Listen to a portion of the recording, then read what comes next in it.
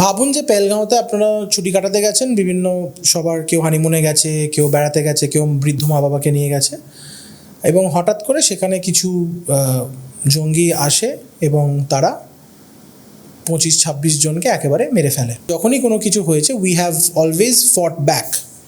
সেটা 2019-এর যে বালাকোট এয়ার স্ট্রাইকটা হলো, বা তারও আগে উড়ি, এগুলো সব আমরা উই হ্যাভ আনসার্ড ব্যাক। প্রত্যেকটা মানুষকে কিন্তু তার ফ্যামিলির সামনে মারা হয়েছে, ঠিক আছে, এবং খুব নৃশংসভাবে মারা হয়েছে, মাথায় গুলি করে মারা হয়েছে, এবং গুলি করার আগে ধর্মটা জিজ্ঞেস করা হয়েছে যে তুমি কোন ধর্মে আছো। ইন্ডিয়ান আর্মড ফোর্সেস বিভিন্ন টেররিস্টের যে আড্ডাগুলো আছে, সেই প্রত্যেকটা জায়গাতে তারা প্রিসিশন এয়ার স্ট্রাইক করেছে। সব থেকে এসেনশিয়াল যেটা আমার লেগেছে, এই অপারেশনের নামটা হচ্ছে অপারেশন সিন্দুর।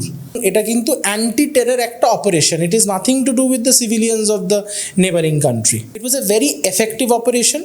তো তারপরে আমাদের নেবারিং কান্ট্রি বলে ঠিক আছে আমরা বদলা নেবো, এবং প্রচুর রকমের ওরা ইনডিসক্রিমিনেট শেলিং করতে শুরু করে in the areas of Poonch and Uri and the certain places. Now এইটা করার পর পাকিস্তানের প্রচুর হ্যান্ডেল মিস ইনফরমেশন শেয়ার করতে লাগলো। আমরা এমন একজন শত্রুর সামনে দাঁড়িয়ে আছি যার নতুন করে কিন্তু কিছু হারানোর নেই। আমরা এখন কলকাতায় আছি, আমাদের পাশেও আরেকটা দেশ আছে যেটাও কিন্তু আমাদের যে খুব একটা এই মুহূর্তে বন্ধু তা নয়। এই প্রত্যেকটা জিনিস এইটাতে প্রুভ হলো যে হ্যাঁ, ভারতবর্ষ কিন্তু এখন সারা পৃথিবী দেখছে that we are someone to be respected and revered.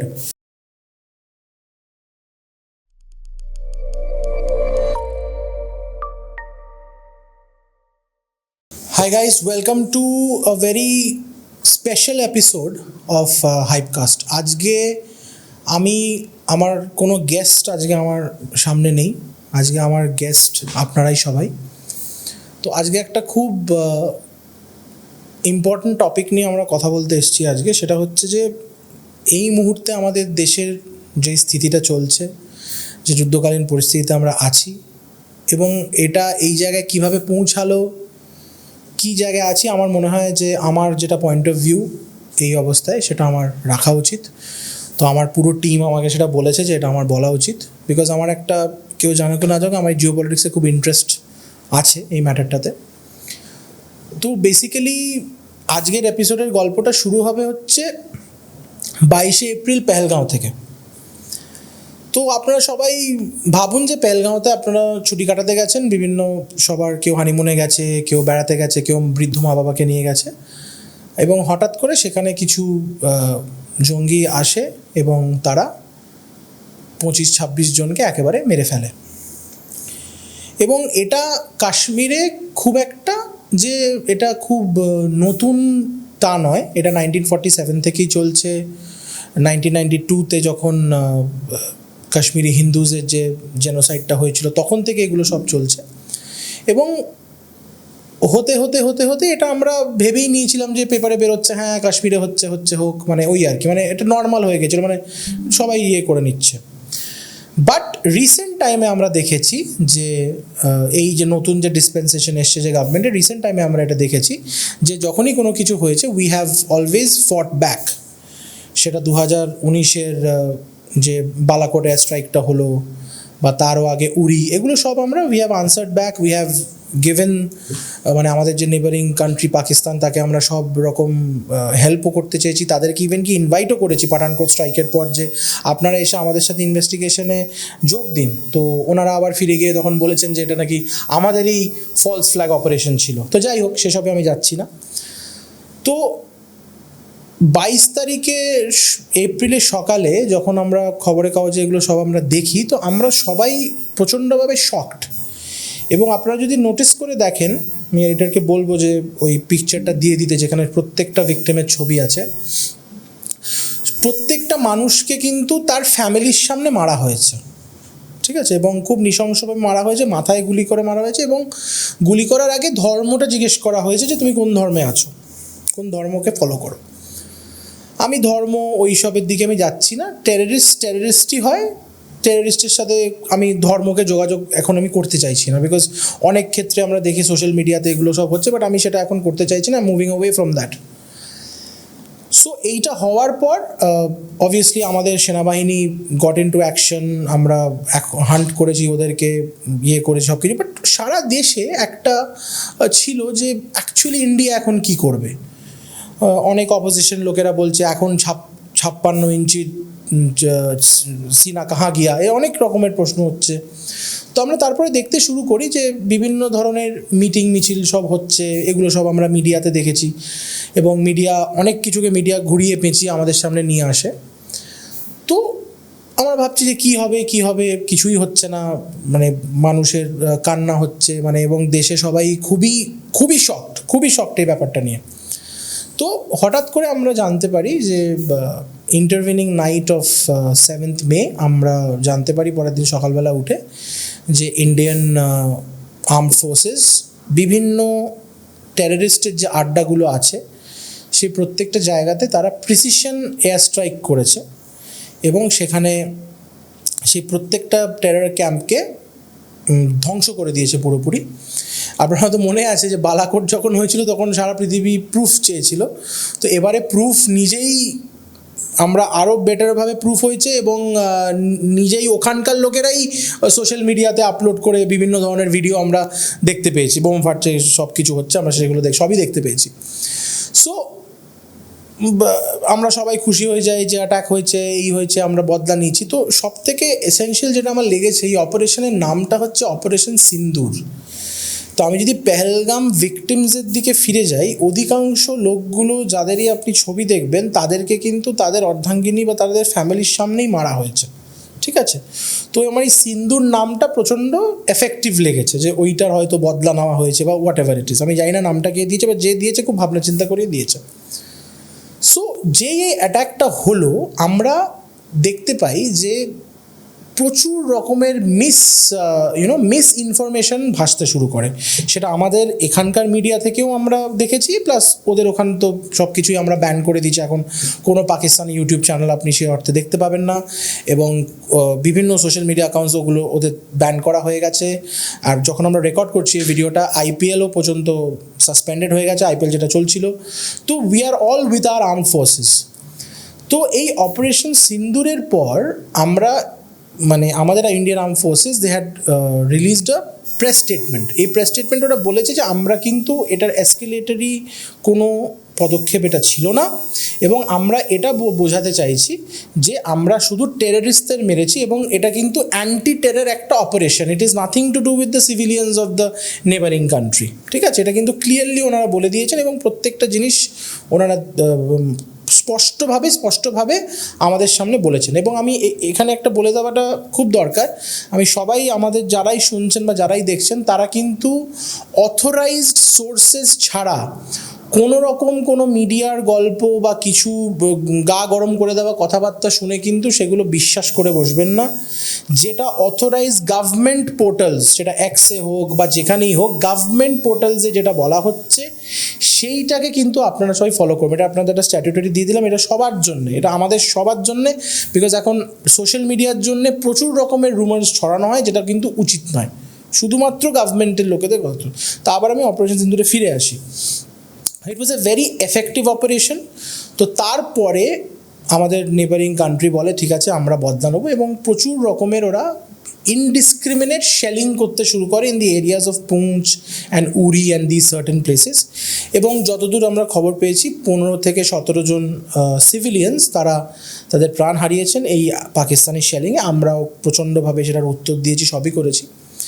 এই সব কিছুর শেষে এটা বোঝা যাচ্ছে যে পাকিস্তান কিন্তু এটা ডিএসকেলেশন চাইছে না, বিকজ পাকিস্তান চায় যে ওদেরও দেশের লোককে দেখানো যে আর্মি আমাদেরও আছে। তো এটা এসকেলেট হচ্ছে, এখনও যে আমরা কথা বলছি এসকেলেটের দিকেই কিন্তু এগোচ্ছে।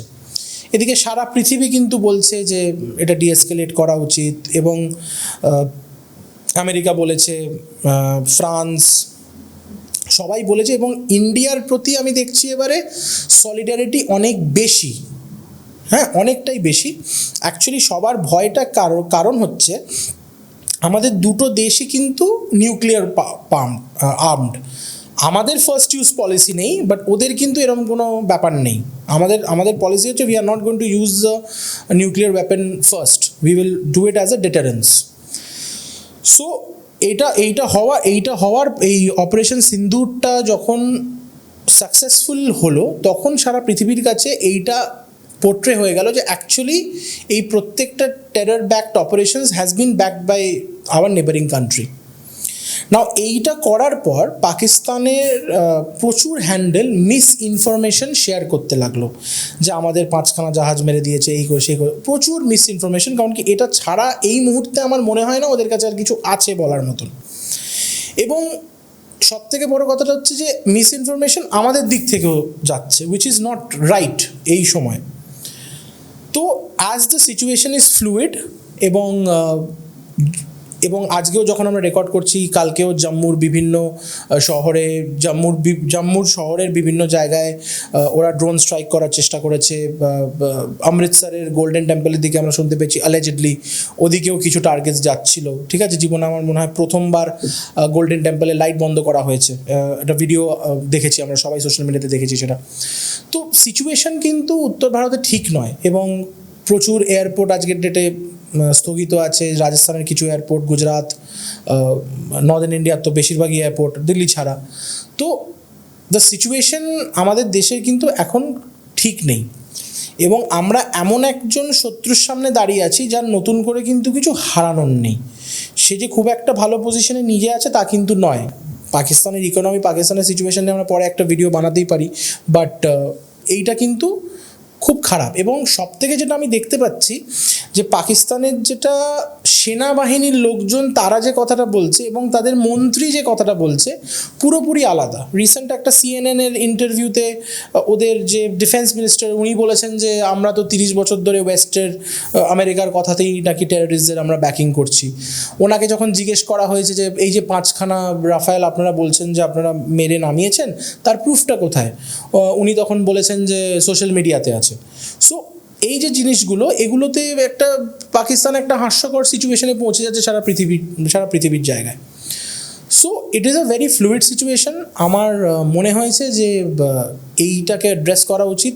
এরপরে আবার যেরকম জিনিস এগোবে আমরা নিশ্চয়ই পরের ভিডিওসগুলোতে সেটাতেও আসবো। আমি একটা ওভারঅল একটা আইডিয়া সবাইকে দিলাম যে আমরা এখন কী সিচুয়েশনে আছি। আর সবশেষে আমি একটা খুব সিম্পল কথা বলতে চাই, সেটা হচ্ছে আমাদের আর্মড ফোর্সেসের যে রেসপেক্টটা সেইটাকে যেন সবাই আমরা বজায় রাখি। কোনো এরকম ভিডিও যেখানে আর্মড ফোর্সেসের মুভমেন্ট হচ্ছে সেগুলো কেউ দেখাবেন না। অনেক সময় আমরা এখন কলকাতায় আছি, আমাদের পাশেও আরেকটা দেশ আছে যেটাও কিন্তু আমাদের যে খুব একটা এই মুহূর্তে বন্ধু তা নয়। ওখানেও কিছু একটা যদি শুরু হয় তাহলে আমাদের এখান থেকেও, ইস্টার্ন কমান্ড থেকেও কিন্তু অনেক কিছু মুভমেন্ট হবে, হেলিকপ্টার যাবে, অনেক কিছু হয়। কিছুদিন আগেও এসব ড্রিল ফিল হচ্ছিল। তো সেই সবের কেউ ছবি তুলে আপলোড করবেন না, বিকজ এটা দেশের ব্যাপার। এবং আমার মনে হয় সবার আগে যেন দেশ, এবং সবার আগে দেশ হওয়া উচিত। এবং আমরা শান্তিতে ঘুমাতে পারছি কারণ কি আর্মির পার্সনসরা ওখানে জেগে আছে বলে। ঠিক আছে, এবং এই সময়টাতে এটা প্রুভ হয়েছে যে লাস্ট 5-7 বছরে আমাদের যে আর্মড ফোর্সেসের যে আপগ্রেডেশনগুলো আমরা করেছি, যেরকম S-400 নিয়ে এসেছি, মানে যেটা ধরুন ইসরায়েলে আয়রন ডোম আমরা জানি, ঠিক আছে। তো সেই প্রত্যেকটা জিনিস আজকে ওরকমই, যে ভিডিওসগুলো আমরা দেখেছি কালকে মিডিয়াতে, অ্যাকচুয়ালি আয়রন ডোমের মতনই, একটা করে প্রজেক্টাইল ওদিক থেকে আসছে আর আমাদের এখান থেকে একটা ছাড়া হচ্ছে ওটাকে ইন্টারসেপ্ট করার জন্য। পুরো মনে হচ্ছে কোনো টম ক্রুজের সিনেমা দেখছি আমরা, কোনো হলিউডের। সো এই প্রত্যেকটা জিনিস এইটাতে প্রুভ হলো যে হ্যাঁ, ভারতবর্ষ কিন্তু এখন সারা পৃথিবী দেখছে that we are someone to be respected and revered. একটা পয়েন্ট অফ টাইমে হয়তো এটা ছিল না, but we have grown, we are very young nation. আমাদের 100 বছরও আমাদের বয়স নয় as a nation. As a culture we are thousands of years old, but as a nation 1947 থেকেই আমরা এসেছি। সো আমি একটা কথাই বলবো যে লাস্টের দিকে just want to conclude in this way that we are all with our armed forces, এবং আমরা রেসপন্সিবল সিটিজেন হিসেবে যা এই যুদ্ধকালীন পরিস্থিতি, যদি অফিসিয়ালি অ্যাক্ট অফ এমার্জেন্সি এখানে হয়, যে অ্যাকচুয়ালি যদি আমাদের অনারেবল প্রাইম মিনিস্টার অ্যানাউন্স করেন that yes we are at a state of war, everybody needs to be ভালোভাবে, তো সেইভাবে যেরম আমাদের প্রশাসন বা যেরম আমাদের আর্মড ফোর্সেস আমাদেরকে ইনস্ট্রাকশন দেবে, তারাই এটা জানে কীভাবে কী করতে হয়। আমরা সবাই ঠাকুরের কাছে প্রার্থনা করছি যেন এই জায়গাটায় না যায়, ডিএসকেলেশন হয়ে যাক, গিয়ে অ্যাকচুয়ালি আমরা আমাদের বদলাটা নিয়ে নিই, আর পাকিস্তানও বুঝুক যে এটা যাতে এই করাটা ঠিক নয়। বিকজ এবারে তো মানে আমরা কতদিন চুপ করে থাকবো? চুপ করে থাকাটার তো একটা সীমা আছে, মানে আমাদের ডিসেন্টনেসটাকে তো কেউ উইকনেস ভেবে নিতে পারে না, না? সো সব কিছুকে এবং আমি আমাদের এখানকার যারা বিভিন্ন পলিটিশিয়ানরা আছে আমি তাদেরকেও রিকোয়েস্ট করবো যাতে এটাকে কেউ পলিটিসাইজ না করে, কেউ করছেনও না সেরকম অর্থে, বাট তবুও বলবো। আর সবার শেষে আবার বলছি, we are all part of one family, we are all Indians. আমরা সবাই আমাদের আর্মড ফোর্সেসের পাশে আছি এবং এইভাবেই পাশে অলওয়েজ থাকবো। আর আমরা চেষ্টা করব যেন we all come back to a situation of peace, but only after repayment of what they have done, not now. আমি একবারও বলছি না যুদ্ধ বন্ধ and all that, peace only after repayment. এটা হচ্ছে আমার ফাইনাল কথা। I hope you guys like this episode, and as the situation is coming along, we'll probably gonna come up with more such episodes in the future. Peace.